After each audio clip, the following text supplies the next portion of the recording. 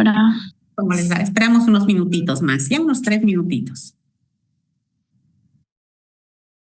Consulta, soy parte del grupo que nos tocaba exponer el día de hoy. Quería consultarle si vamos a exponer al principio. Lo van a exponer, por favor, la próxima clase, ya el día martes allá de manera presencial.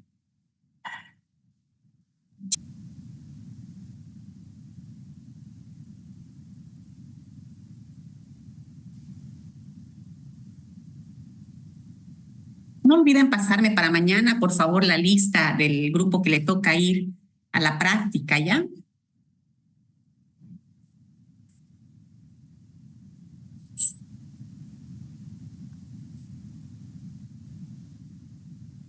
Y les recuerdo, por favor, de manera puntual, jóvenes, ¿no? Al grupo que le toca a las 7:15, estén a esa hora, ¿no? Porque es esa hora donde se aprovecha para ver la llegada del paciente, el inicio de la anestesia y todo ello. Lo mismo para el grupo de la tarde, que ingresan a la 1:15.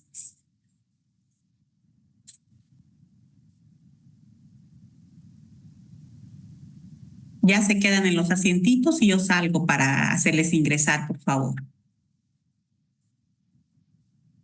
Es importante que vayamos ya cumpliendo esta práctica porque ya no queda tanto tiempo, ¿no? Se pasó volando, es este mes y al próximo, la primera semana, y ahí acaba todo. Doctor, entonces acabaría, buenas tardes, el día julio, digo el mes julio, en la primera semana, ¿no? Buenas tardes, Rolando.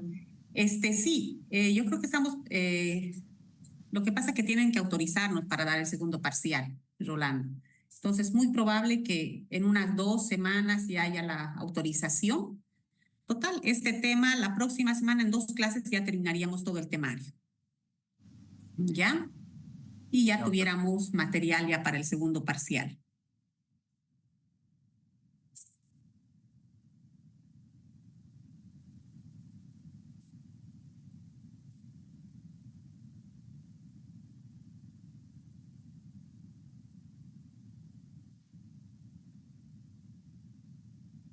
Bueno, damos inicio. 46 participantes, nada más. Bueno, por esta vez ha sido la clase virtual por motivos de salud. ¿Ya? Bueno, jóvenes, esta clase es tan importante porque no solamente nos sirve para la parte de especialidad, sino como les menciono, ¿no? Ustedes van a ir rotando por diferentes especialidades y en emergencias, cuando roten por el servicio de emergencias y en la práctica ya cuando salimos como médicos generales, tenemos a nuestro alcance varios medicamentos. Y de estos medicamentos tenemos a nuestro alcance los hipnóticos o sedantes y algunos inductores también, como la ketamina, por ejemplo. Entonces, si conocemos el mecanismo de acción, la dosis, el efecto que puede producir en nuestro paciente, realmente podríamos entender, comprender y poder utilizarlo. ¿Ya?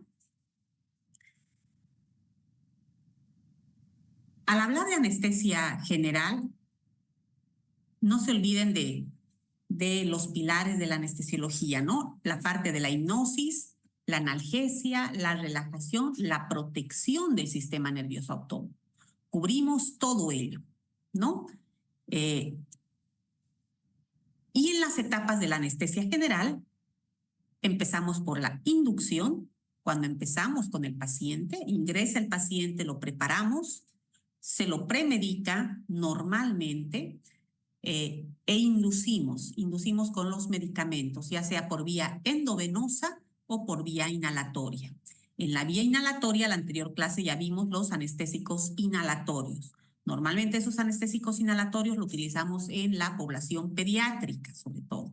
Inducimos con ellos, ¿no? Ya después en adultos y niños podemos hacer una anestesia balanceada de mantenimiento, ¿no?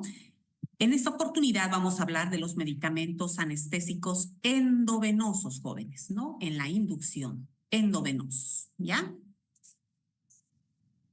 Ahí está, ¿no? Al momento de que ingresa el paciente es monitoreado, asistido en la parte de la vía aérea con oxígeno.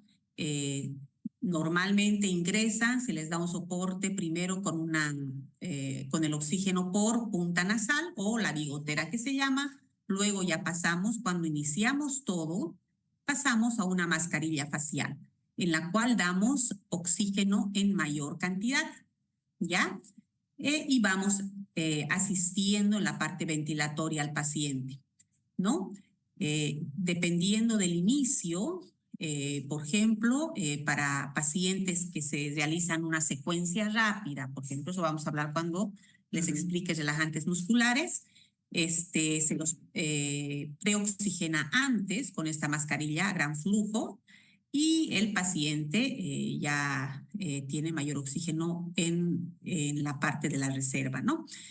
Y bueno, se inicia la parte de la inducción con medicamentos anestésicos. En la parte derecha, en este gráfico, quiero representar el uso, normalmente, fíjense lo que les recalco siempre, de las jeringas, ¿no? Jeringas bien etiquetadas, ¿no? La dosis calculada kilo peso al paciente, incluso tomando en cuenta las patologías de base en el paciente o extremos de la vida, ¿no? Extremos de la vida en pacientes de la población pediátrica como neonatos y pacientes de la tercera edad, ¿no? Pacientes con patología renal, patología hepática, varios factores a considerar, jóvenes.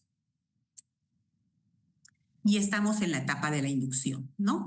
En esta etapa es donde vamos a administrar estos medicamentos que nos van a producir hipnosis, analgesia, relajación muscular, todo esto para poder realizar una laringoscopía e intubar a nuestros pacientes y poder proteger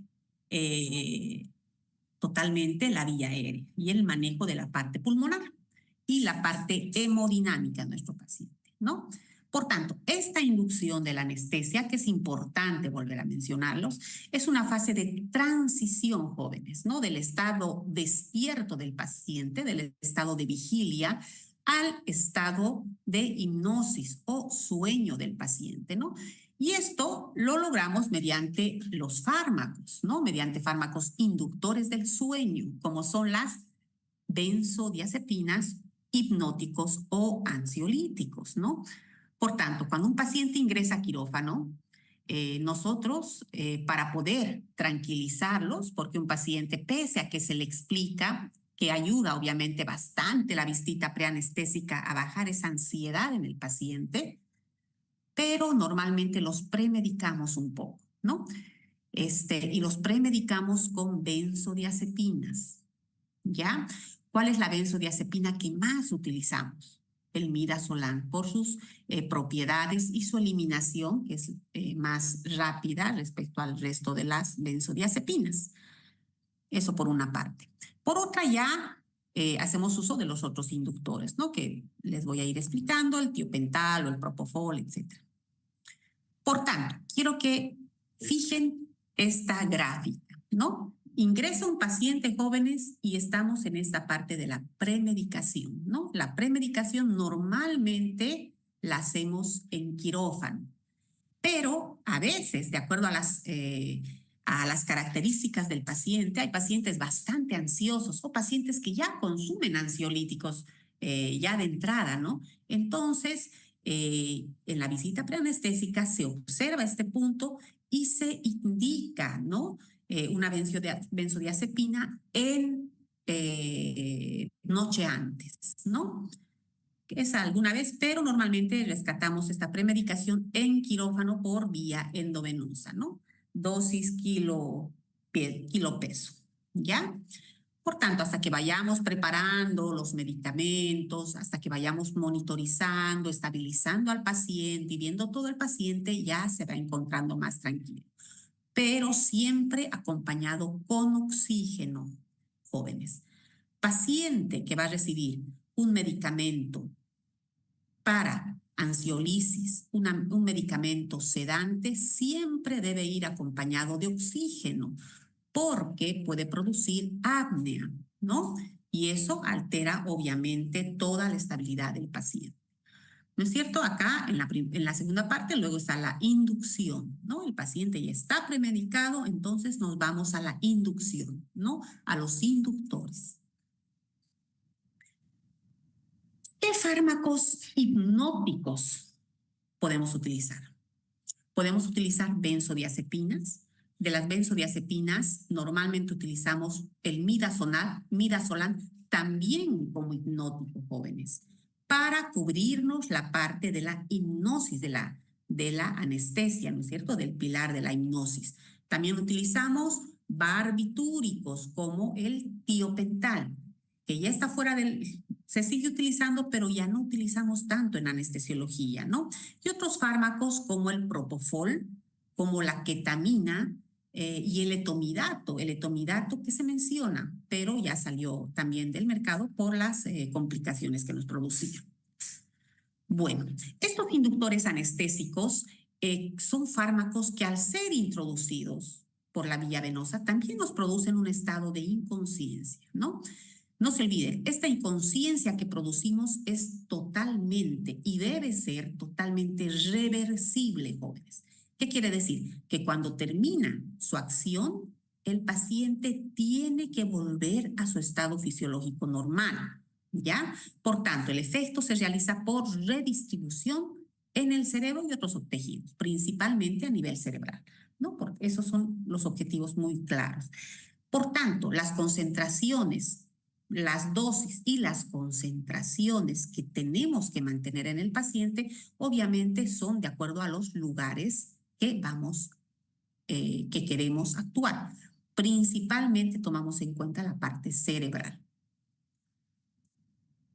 Es importante tomar en cuenta la biodisponibilidad farmacológica y comprende este acrónimo que se utiliza como LACME, que quiere decir la liberación del medicamento, la absorción del medicamento en diferentes regiones del organismo, la distribución del medicamento, igual en diferentes tejidos, el metabolismo del medicamento y la excreción del medicamento, ¿no? Por tanto, este acrónimo que se utiliza LACME, entonces nos va encerrando todo ello. ¿Ya? Y las fases del medicamento cuando ingresa en contacto con el organismo. No, en la absorción de este fármaco o cualquier fármaco de los inductores va atravesando barreras según las vías de administración que vamos empleando. Normalmente nosotros utilizamos la vía endovenosa en el paciente, pero no siempre, jóvenes. Si nosotros tenemos un paciente, por ejemplo, en emergencias, un paciente quemado, ¿no? Un paciente quemadito y que necesitan hacerle una curación, ¿no? Tenemos un inductor a la mano que es la ketamina, ¿no? La vía de administración en estos casos, que es un paciente pediátrico, a veces ni se dejan canalizar o no existe algún lugar para canalizar, jóvenes, por el área de la superficie de la quemadura, se recurre a la parte intramuscular. Que quiero decir que existen diferentes vías de administración y de acuerdo a las vías de administración varía la dosis de la administración y la regulación del medicamento. En la distribución del medicamento, ¿no? Se refiere a la llegada y la disposición de este fármaco a diferentes tejidos de nuestro organismo. ¿Por qué está afectado esta distribución, jóvenes? ¿No? Por el volumen de distribución, es decir, la concentración del fármaco en plasma, pero para esto tenemos que tomar en cuenta las proteínas en el paciente, la unión, la fijación de las proteínas en nuestros pacientes, que va a ser diferente en la población pediátrica, población adulta, pacientes desnutridos, renales y todo ello, ¿no? La tasa de extracción también es otro factor, que es la proporción del fármaco que es retirado de la circulación de cada órgano y la unión a las proteínas, lo que les decía, ¿no? ¿Qué son estos fármacos hipnóticos? ¿No? Normalmente uno al escuchar un fármaco hipnótico decimos, sí, son esos fármacos que uno toma y lo lleva a un estado de somnolencia o sueño, ¿no? Por tanto, son medicamentos en general que nos producen sueño. Pero ¿cómo van a actuar? Producen sueño al actuar directamente a nivel del sistema nervioso central, sobre todo en el sistema activador ascendente, ¿no? Es el responsable de la vigilia. Dentro de estos ansiolíticos o medicamentos hipnóticos, tenemos este grupo amplio que son las benzodiazepinas, ¿no? Estas benzodiazepinas actúan sobre los receptores, ¿no? Denominados GABA, ¿no? Regulan la actividad del ácido aminobutírico. Por tanto, van a ejercer un efecto ansiolítico y de sedación rápido, jóvenes, ¿no? Nosotros al administrar de manera endovenosa, por ejemplo, el midazolam, su efecto máximo ya es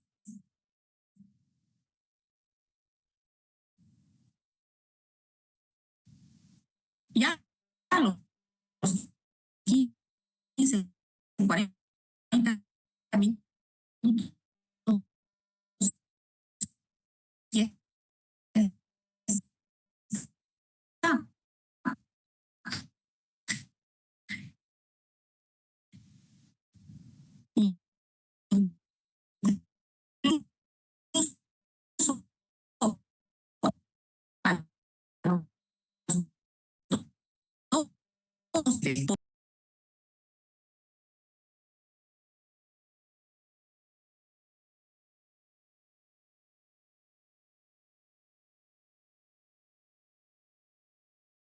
Exista ese trauma de separación, ¿no? Y por el efecto de amnesia anterógrada que tienen estos medicamentos, entonces el niñito no se va a acordar de nada y no va a producir ningún trauma para posterior. ¿Ya? Estos medicamentos se utilizan para el tratamiento del insomnio, la ansiedad aguda, agitación en cuadros psiquiátricos, también se utilizan como anticonvulsivantes. Nosotros lo utilizamos sobre todo para la sedación, la premedicación en un paciente que va a ingresar a quirófano. Muy pocas veces utilizamos para pacientes en la parte de recuperación o para pacientes en sala, ¿no es cierto? A no ser que sean ya vistos por otra parte, que es terapia del olor, ¿no? Pero normalmente utilizamos en quirófano, ¿ya? Y el mecanismo de acción, lo que les decía, ¿no? En el GABA, abre los canales de cloro, aumenta la liberación del GABA, reduce los impulsos neuronales, se absorben sin metabolizar en el tubo digestivo, su inicio de acción es más rápido, unas benzodiazepinas más que las otras. Normalmente utilizamos el midazolam por su efecto de eliminación más rápida, pese a que su metabolito tarda 17 horas en eliminarse totalmente del organismo, jóvenes. El resto de las benzodiazepinas, sus metabolitos tardan más de 24 horas para eliminarse. Por eso no los utilizamos, ¿ya? Varias benzodiazepinas son eficaces por vía endovenosa, pero se utiliza más el midazolam, ¿no? Los de acción prolongada son clonazepam, flurazepam, prazepam, cazepam, alazepam, ¿no? Que sus vidas medias son más de 100 horas incluso, jóvenes, 30 a 100 horas, imagínense. Ya, por tanto, el mecanismo de acción es de acuerdo a la semivida, afecta a la semivida, ¿no? Hay medicamentos que son más largos, más prolongados o una vida más corta, como el caso del midazolam. ¿Ya? En estos que tienen una semivida corta, no se produce acumulación del fármaco, la sedación diurna es mucho menor. Todos estos medicamentos, jóvenes, nos pueden producir casos de dependencia en el paciente. Nosotros no lo vemos mucho porque no utilizamos de manera crónica. Utilizamos una sola dosis en quirófano solamente para sedar al paciente y nada más. Existen otras especialidades donde hacen mayor uso de estos medicamentos, ¿no? Como quizás medicina interna, psiquiatría, ¿no? Estas especialidades donde van, obviamente, dosificando de acuerdo a la patología que tiene el paciente porque los van viendo de manera continua. Nosotros solamente los vemos antes de que ingresen a quirófano y en quirófano y recuperación y después casi no los vemos a los pacientes, ¿ya? Por tanto, este medicamento que es el midazolam, la presentación, ¿sabe alguien cómo es la presentación del midazolam? Viene en ampolla. ¿Ya? ¿De cuántos miligramos? De 15 miligramos en Muy 3 bien. ml. Por tanto, cada ml tiene 5 miligramos. Normalmente, todos los medicamentos, para ser preparados, los preparamos en una jeringa de 5 o de 10 ml, jóvenes.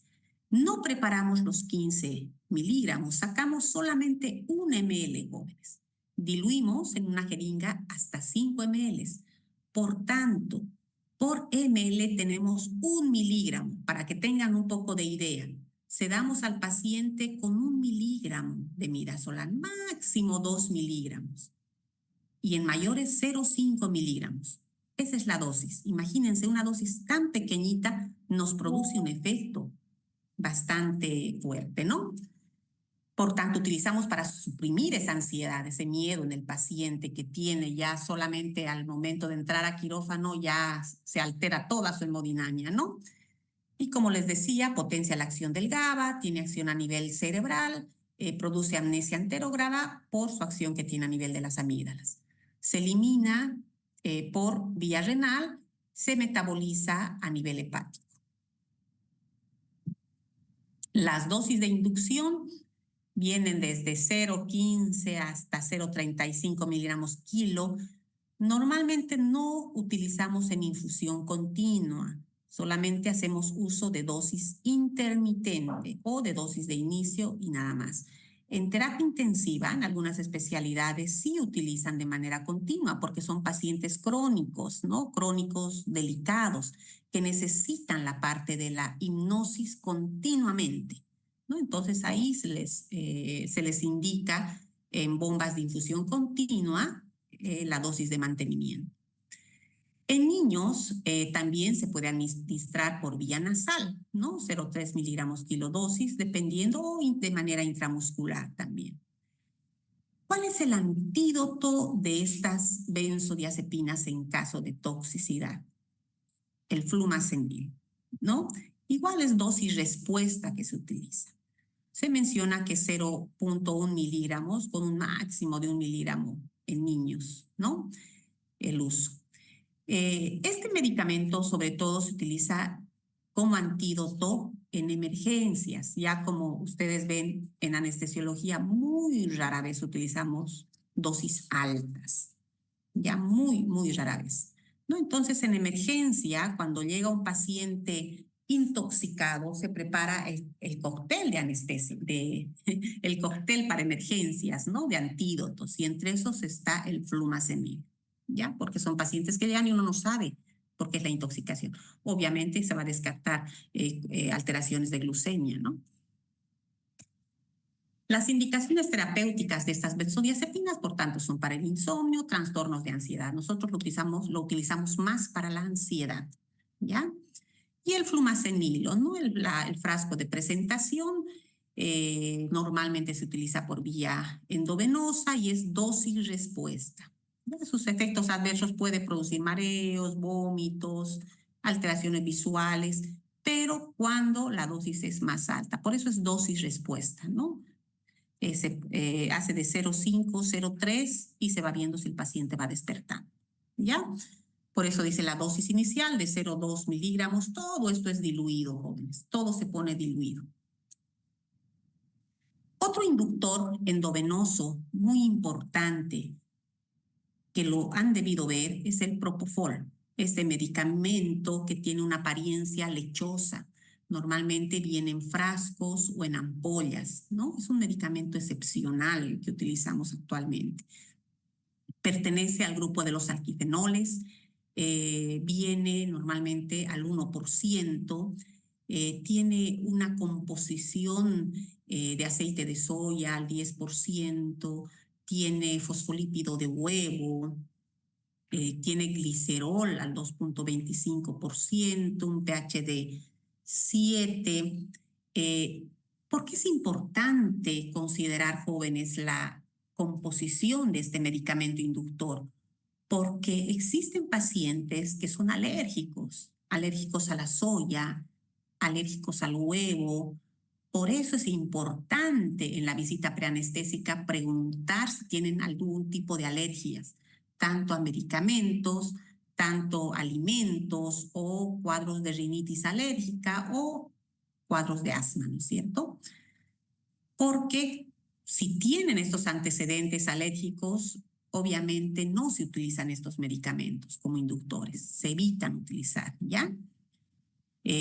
Bueno, es un derivado del alquilfenol, está compuesto, es muy liposoluble, tiene un inicio rápido al momento de la introducción del medicamento. Ya al minuto el paciente ya está bajo el efecto del propofol, ¿no? Dependiendo de la dosis que vamos utilizando. También una vez que retiramos el medicamento, su recuperación es rápida, jóvenes. Rápida, ¿no? El paciente rápidamente va despertando y está consciente, ¿ya? Pero sí, como tiene esta mezcla tan variada de compuestos, entonces es un medicamento bastante delicado. Una vez que se abre, máximo se debe utilizar en 10 horas. Luego es un tremendo cultivo de bacterias y debe desecharse. Todos los medicamentos, una vez utilizados, jóvenes, no se utilizan después, ¿no? Porque el riesgo terrible de contaminación, imagínense, y llevar esa contaminación de manera endovenosa a otro paciente es muy peligroso.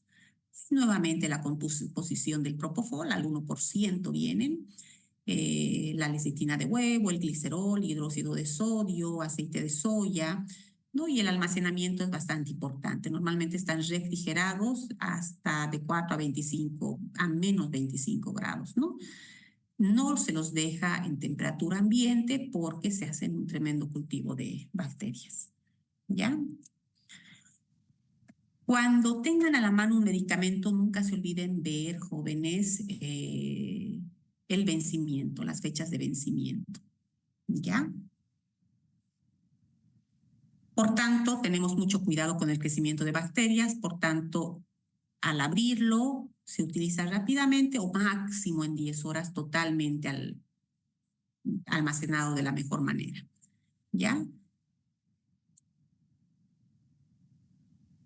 La dosis varían con la edad, obviamente.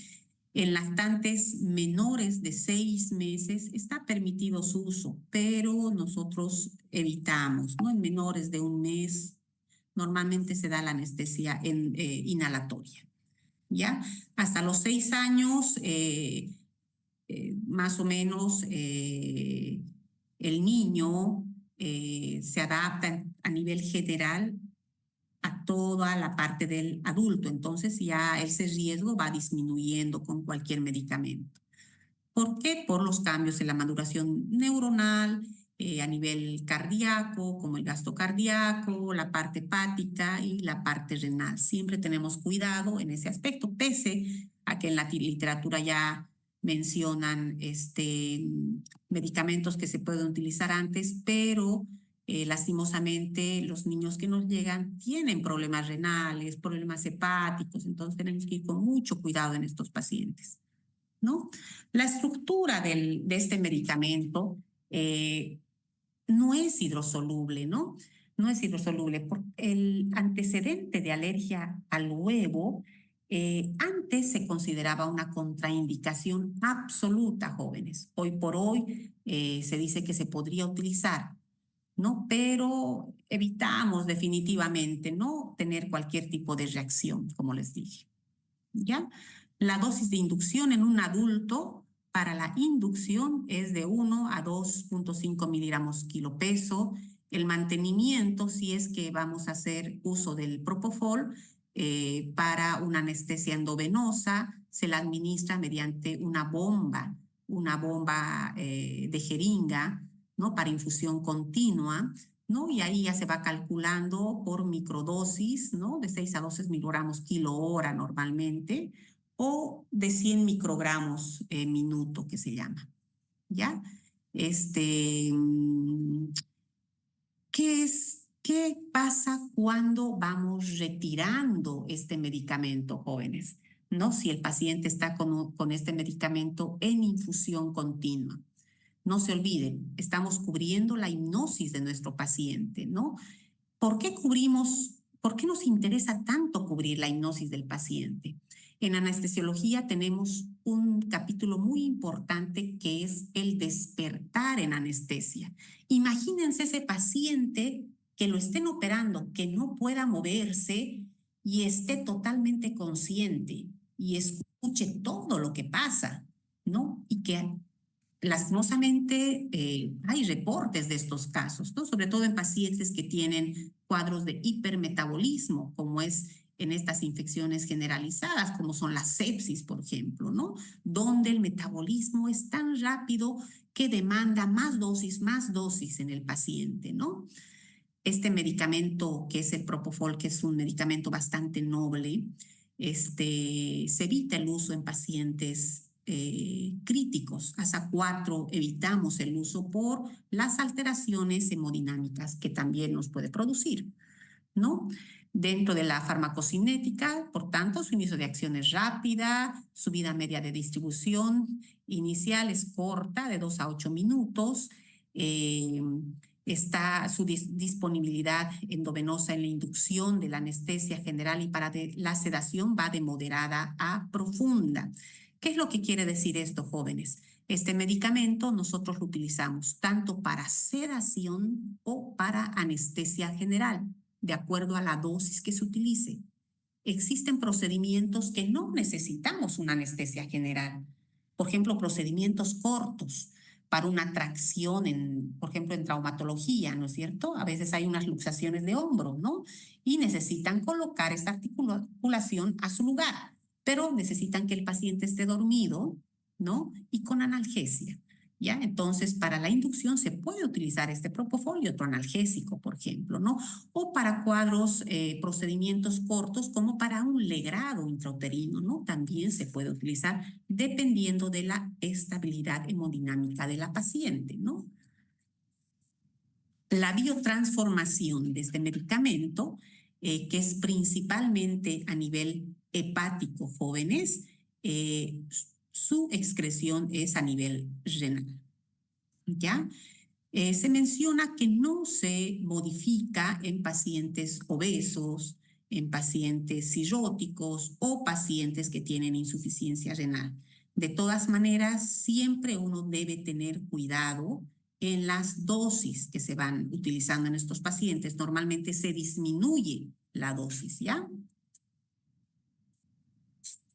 Al metabolizarse en el hígado, principalmente, ¿no? Los metabolitos inactivos que se van produciendo y los metabolitos hidrosolubles que se excretan por los riñones, nos hace tener muy presente, jóvenes, a pacientes que son pacientes renales o pacientes que tienen alguna patología hepática.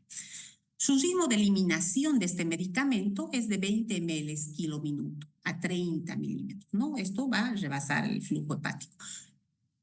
¿Qué es lo que con qué quiero que se queden ustedes, ¿no? ¿Dónde se metaboliza? ¿Qué metabolitos tiene? ¿Y dónde se elimina, jóvenes, ¿no? Se elimina a nivel de los riñones principalmente y a nivel pulmonar también. Su semivida de eliminación total del Propofol es de 4 a 7 horas, ¿ya? La excreción renal, jóvenes, es la excreción principal de este medicamento, ¿no? También se puede eliminar a nivel intestinal, a nivel pulmonar, que se menciona, inhibe la citocromo P450 a nivel hepático, y su mecanismo de acción. Principalmente actúa a nivel del GABA, ¿no? Alterando la conductancia al cloro, la modulación de la noradrenalina en el receptor NMDA, ¿no? Y también modula justo en el área postrema para regular la parte de la dopamina y producirnos una sensación de bienestar también, jóvenes. También tiene un efecto antiemético. Su inicio de acción es rápido, jóvenes. Menos de 1 minuto ya está actuando el Propofol, 30 segundos. Su efecto máximo, 90-100 segundos. Es decir, la circulación, brazo, cerebro, ya está ahí, ¿no? Y la duración del efecto es de acuerdo a la redistribución del medicamento. Por eso se lo utiliza para anestesias continuas en bombas de infusión continuas, ¿no? Estas bombas de infusión, como se ve en la imagen, ya vienen calibradas, ¿no? Son diferentes modelos que existen tanto para adultos, pacientes obesos, pacientes pediátricos, donde vamos calculando la dosis y administrando el medicamento. Sí, algo que tenemos mucho cuidado al momento de administrar de manera endovenosa el medicamento, siempre ponemos un poco de lidocaína porque produce dolor al momento de la inyección por los conservantes que este medicamento tiene, ¿no? Y el administrar con un poco de lidocaína, 25 miligramos, que sería, o 20 miligramos, 1 ml, entonces ayudaría bastante a que el paciente tolere este medicamento por la parte endovenosa. ¿No? Como bien se fijan, tiene una consistencia lechosa, viene en frascos y viene en ampollas. Y viene de diferentes empresas, jóvenes, hasta hay medicamentos hindúes. Por tanto, a nivel respiratorio, ¿qué nos va a producir este medicamento? Nos produce apnea. Lo añadimos con un opioide porque este medicamento no nos produce analgesia, nos produce sedación nada más, ¿ya? A nivel cardiovascular, disminuye la presión arterial durante la inducción, también tiene efecto a nivel cardíaco, nos disminuye el gasto cardíaco, el índice cardíaco, altera la resistencia vascular periférica al producirnos una vasodilatación general, ¿ya? Por tanto, en pacientes que tienen ya una hemodinamia inestable, es decir, puede ser pacientes que tienen algún tipo de sangrado o pacientes sépticos que ya de entrada toda la parte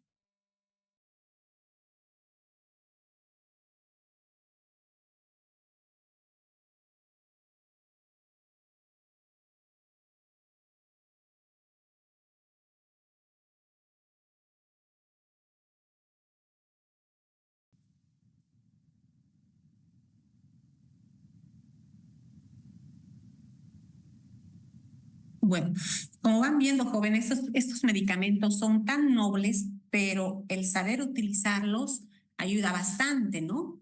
Por ejemplo, en cuadros de hipovolemia, de situaciones de mucho sangrado, ¿no? Por una hemorragia aguda, o pacientes sépticos, definitivamente no podemos utilizar estos medicamentos, ¿no? Por el efecto que tiene a nivel cardiovascular. Y como vieron la presentación, son ampollas de 20 ml o de 10 ml. Normalmente no se encuentran a la venta libre, ¿no? En las farmacias, siempre viene con recetario y de acuerdo a la especialidad también. ¿Ya?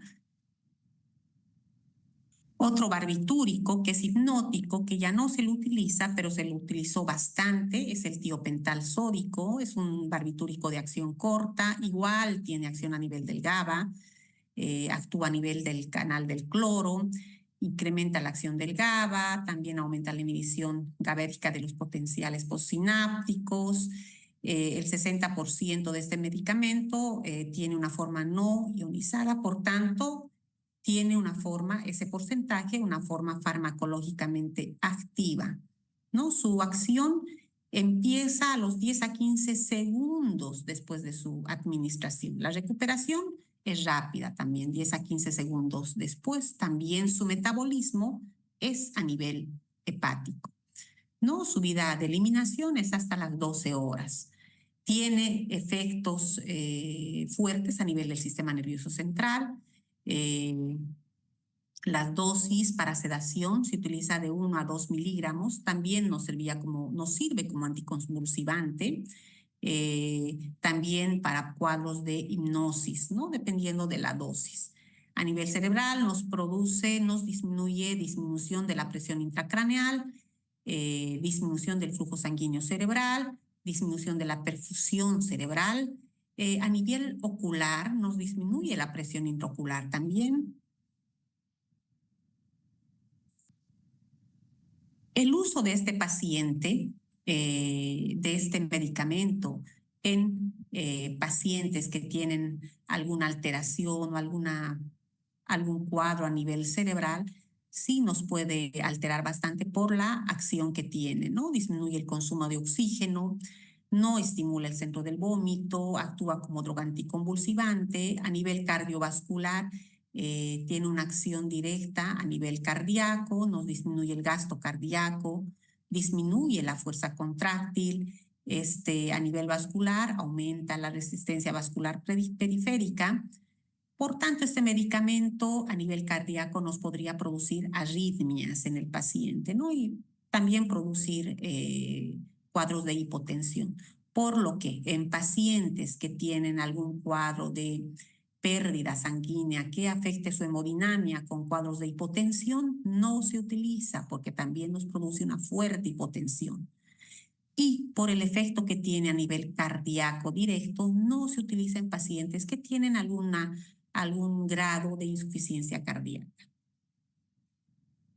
A nivel respiratorio, también nos produce apnea rápidamente, ¿no? Hasta 10, 15 segundos después de la administración, ¿no? Es un medicamento broncoconstrictor. ¿Qué quiere decir? Que nos puede producir un espasmo a nivel bronquial o producir un poco de tos en el paciente. Esto en un paciente que no tiene una reactividad bronquial, jóvenes, no pasaría nada, pero en pacientes que tienen cuadros de asma, cuadros de alergia o algún problema a nivel pulmonar, evitamos el uso, ¿no? Por el efecto que nos tiene a nivel pulmonar. A nivel gastrointestinal, disminuye el tono del gastrointestinal. En riñones disminuye su flujo, la filtración, por lo que tenemos que tener mucho cuidado en pacientes que tienen comprometido la parte renal. Y a nivel del útero, atraviesa la barrera uteroplacentaria, por lo que en pacientes embarazadas no utilizamos este medicamento, ¿no? Porque llega directamente al feto, ¿ya? Se metaboliza directamente a nivel del hígado, se elimina por la orina. Cuando lo utilizamos, se utilizaba para una inducción anestésica, ya también se utilizaba para cuadros de sedación, ¿no? Sedación para procedimientos cortos, para una hipnosis, para estados convulsivos jóvenes, ¿no? Por la acción inmediata que tenía, bastante útil en pacientes psiquiátricos. ¿En quién es contraindicado totalmente? En pacientes que tienen antecedentes de asma, una insuficiencia cardíaca, hiperazoemia, es decir, pacientes renales, ¿no? Que tienen algún problema renal, y pacientes desnutridos y anémicos, ¿no? En pacientes que tienen algún tipo de sangrado, que ya tienen una hipotensión ya de entrada, entonces en esos pacientes no se utiliza. La ventaja de este medicamento, igual, la inducción es rápida, no produce vómitos, no sensibiliza al miocardio, pero tiene una acción directa a nivel cardíaco, es de fácil administración. Sus desventajas: nos puede producir una depresión respiratoria de manera aguda, no tiene analgesia, no son medicamentos analgésicos, como les dije, ni el propofol, ni el tiopental sódico. Puede producirnos un laricoespasmo, ¿no? En el paciente, nos deprime el miocardio, nos puede producir temblores, escalofríos también. Otro inductor endovenoso, jóvenes, es la ketamina, ¿no? Este medicamento noble, que ustedes lo van a tener en emergencias, es un medicamento muy, muy importante, que nos ayuda bastante, y es importante que lo conozcan para poder entenderlo y ya cuando egresen saber un poco el manejo de este medicamento, ¿no? Y sobre todo su mecanismo de acción. Es un agente anestésico, obviamente no es volátil, ya desde 1962 se lo va utilizando. Es un medicamento derivado de la fenciclidina, es un sedante hipnótico que tiene, jóvenes, unas propiedades analgésicas potentes, este medicamento.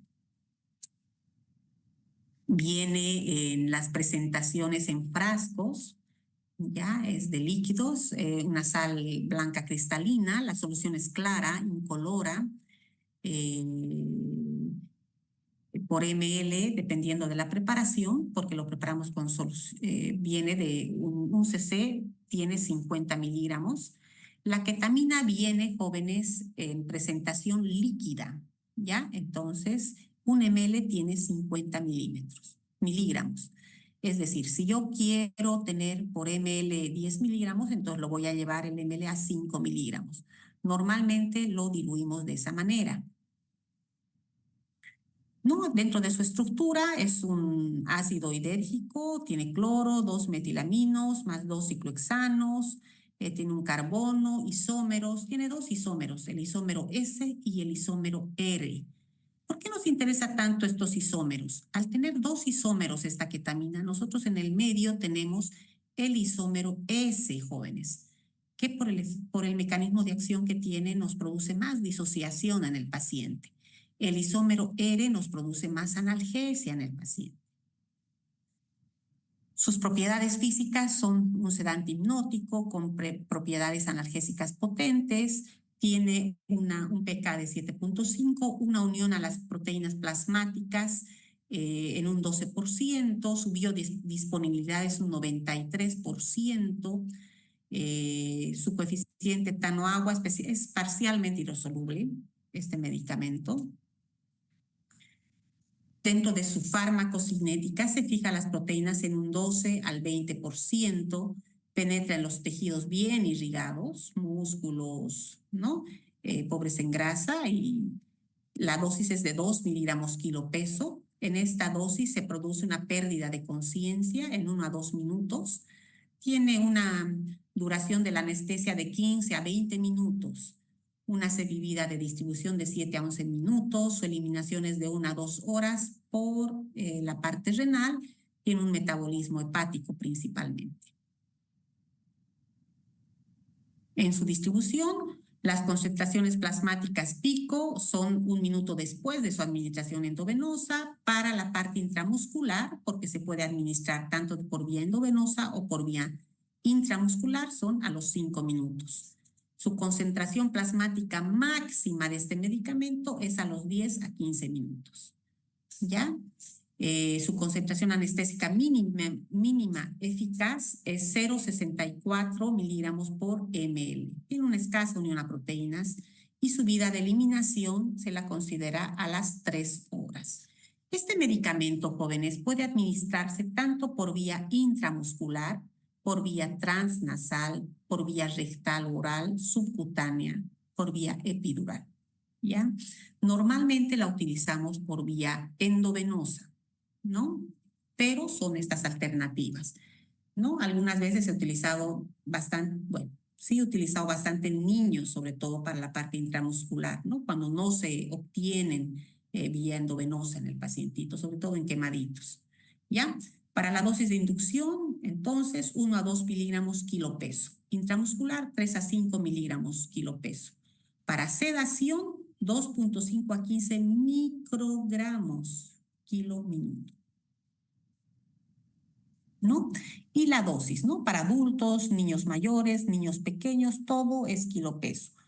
Todo, tenemos que tener mucho cuidado en esta dosificación en los pacientes, sobre todo en la parte pediátrica, ¿ya?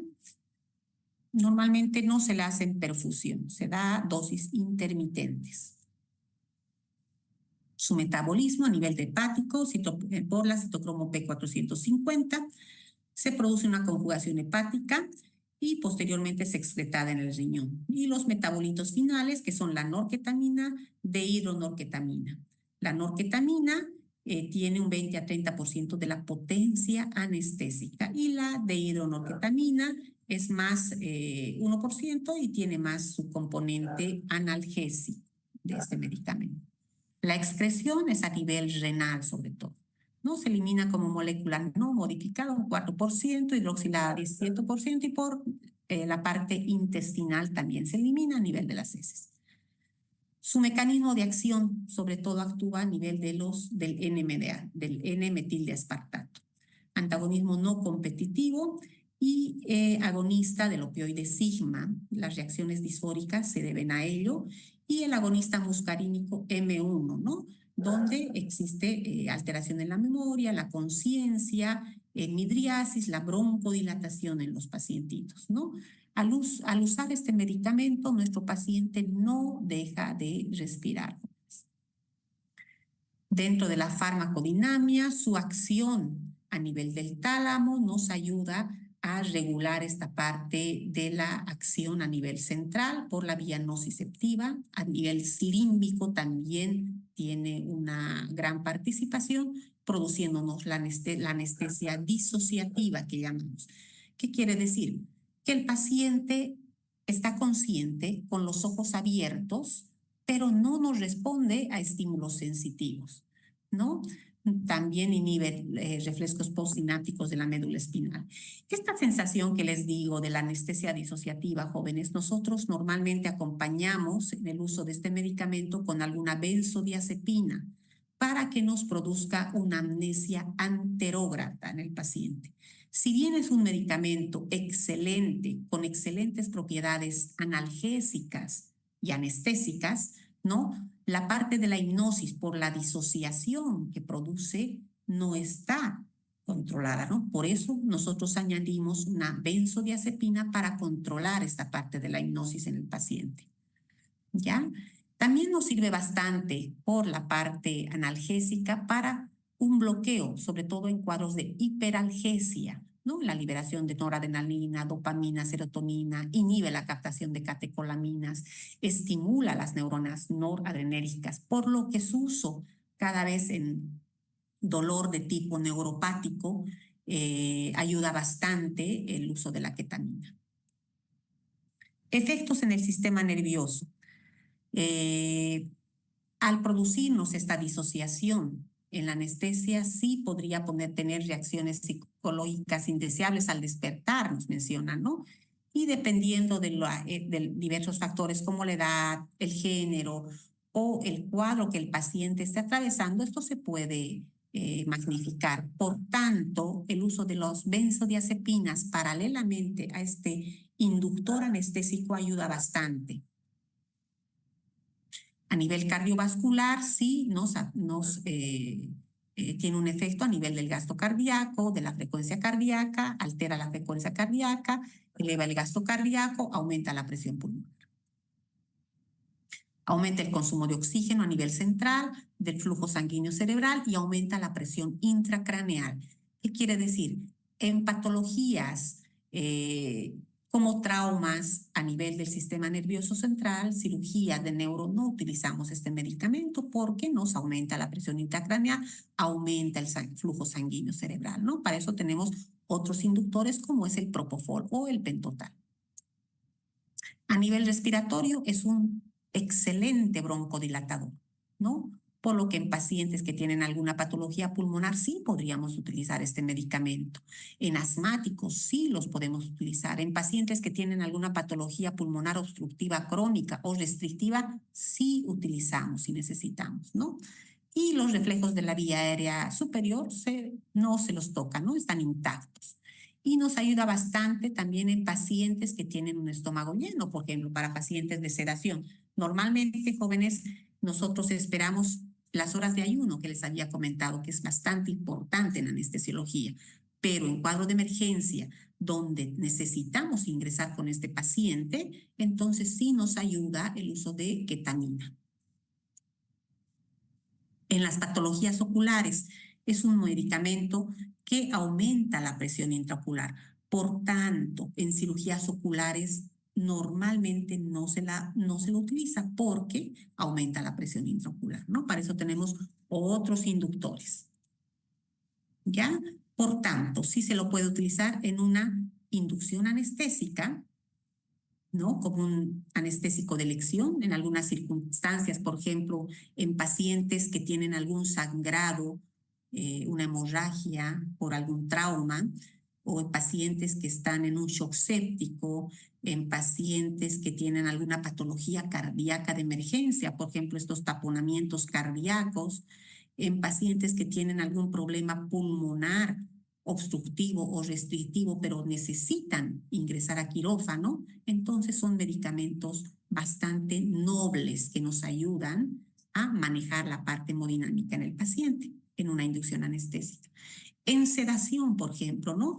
También en estos pacientes de procedimientos cortos, donde está indicado el uso de este medicamento, sí lo podemos utilizar, pero tenemos que tener cuidado de ver la parte de la hipnosis con el uso de alguna benzodiazepina. Entre este caso es el midazolam. Y otros usos, por ejemplo, como analgésico, jóvenes. Hoy por hoy la ketamina la utilizamos bastante como analgésico, ¿no?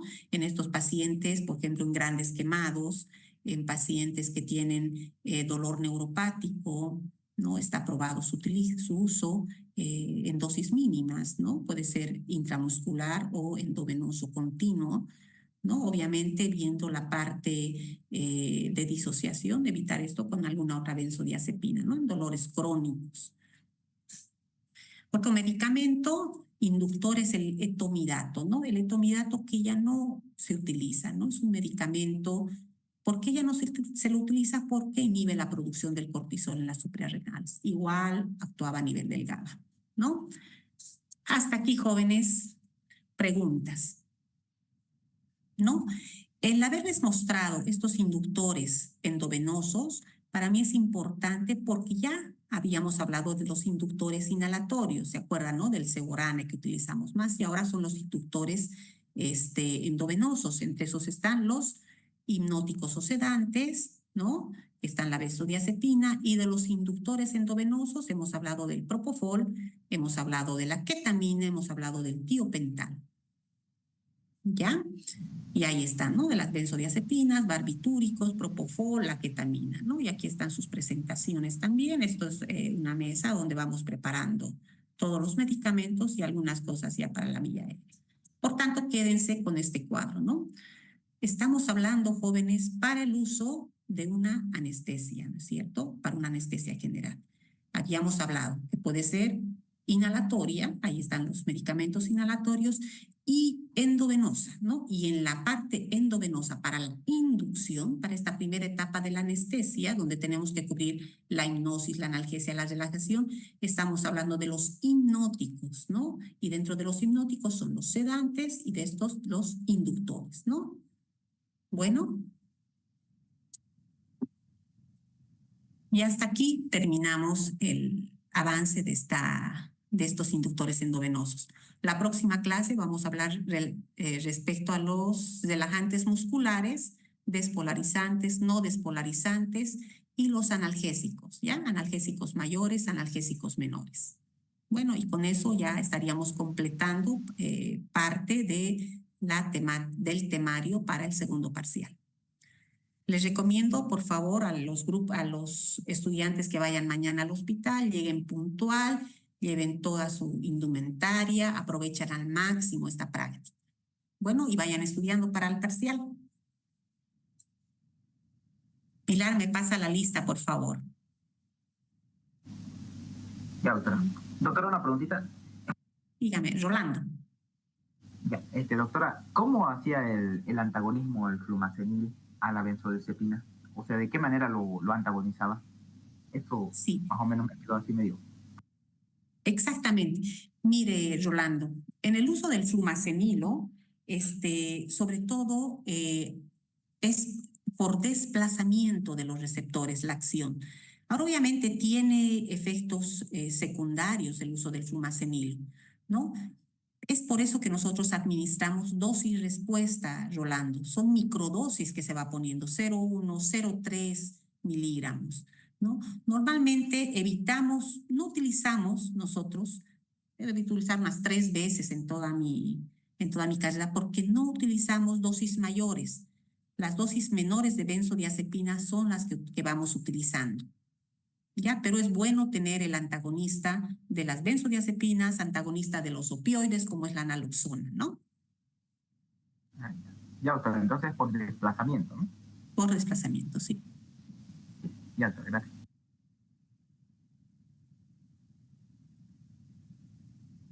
¿Alguna otra pregunta?